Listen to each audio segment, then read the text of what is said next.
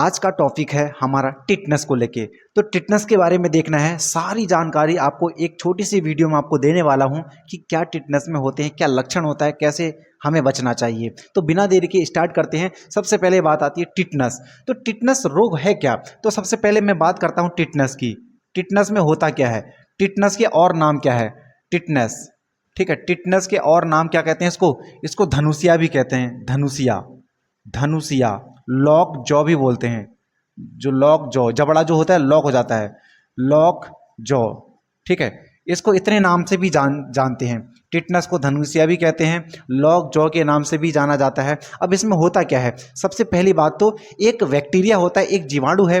और पहली बात कहेंगे जो टिटनेस है वो कौन सा जनित रोग है, तो जीवाणु जनित रोग है, बैक्टीरिया वाला डिसीज है।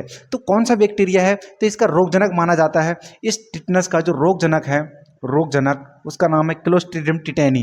रोगजनक, ये एक बैक्टीरिया है, उसका नाम क्या है, क्लोस्ट्रीडियम, क्या है, क्लोस्ट्रीडियम टिटेनी। क्लोस्ट्रीडियम टिटेनी ये इसका रोगजनक है।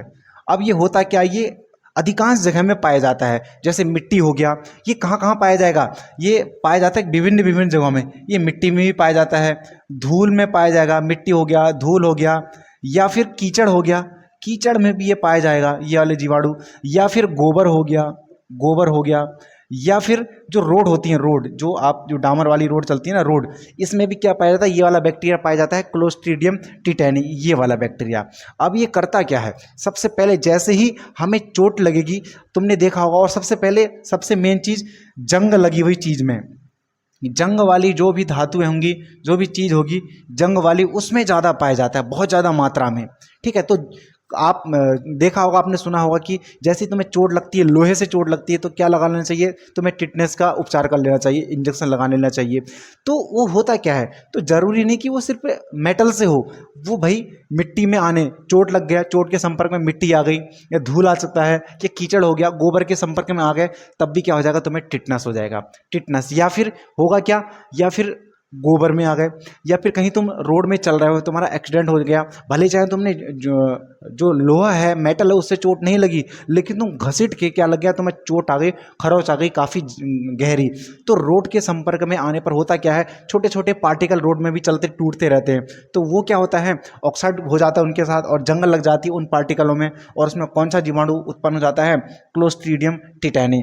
तो ये होता क्या है, जैसे ही हमें चोट लगेगी, उस घाव के संपर्क में आने से वो हमारे अंदर, हमारी आंतों में इंसर्ट हो जाता है, चला जाता है, और लगभग 10 से 15 या 12 दिन बाद हमारे पास एक रोग हो जाता है जिसका नाम है लॉक जॉ, जबड़ा लॉक हो जाता है। इसके जो लक्षण पाए क्या जाते हैं, हमारा जबड़ा बहुत तगड़े से लॉक हो जाएगा, इतने तगड़े से लॉक हो जाता है कि दोनों जबड़ों के बीच अगर हमारी जीभ आ गई तो जीभ भी कट जाएगी, इतने बिल्कुल कचकचा के बिल्कुल क्या कर देता है, लॉक हो जाता है।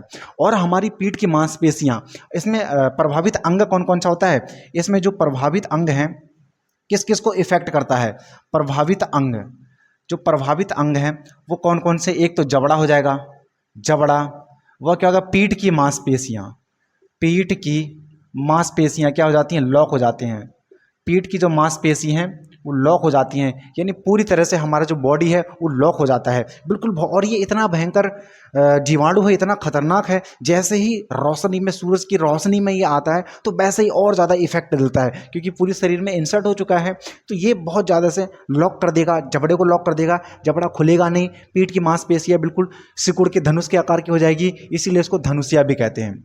क्लियर, हमारे जो पीठ की मांसपेशी सिकुड़ के धनुष के आकार की हो जाती है, इस प्रकार से सिकुड़ जाती हैं, तो क्या हो जाता है, धनुषिया यानी टिटनेस हो जाता है। ये दोस्तों बहुत घातक बीमारी है, लेकिन इसका जो उपचार है बहुत आसान है।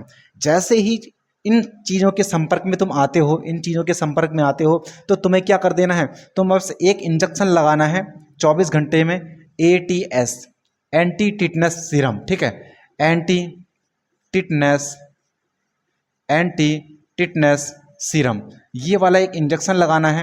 क्या लगाना है, एक इंजेक्शन आएगी 5-10 रुपए की इंजेक्शन, और ये आराम से तुम्हें क्या, इस टिटनेस रोग से बचा सकता है। अगर तुमने इसमें लापरवाही करी तो आपको 10-15 दिन बाद लक्षण आने लग जाएंगे। उसमें क्या हो जाएगा, जबड़ा लॉक हो जाएगा, पीठ की मांसपेशियाँ सिकुड़ने लग जाएंगी, पीठ की मांसपेशी क्या हो जाएंगी, सिकुड़ने लगेंगी, सिकुड़ने लगेंगी, सिकुड़ने लगेंगी पीठ की मांसपेशियां, और इसी रोग को कहा जाता है धनुषिया।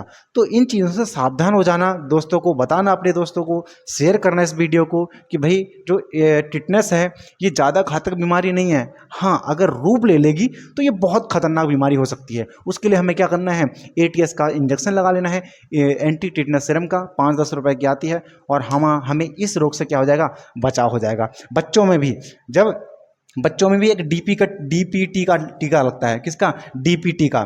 ये कब लगता है? ये लगता है 6 सप्ताह बाद, 6 सप्ताह या फिर 40 से 42 दिन भी कह सकते हो। 6 सप्ताह में एक DPT का लगता है।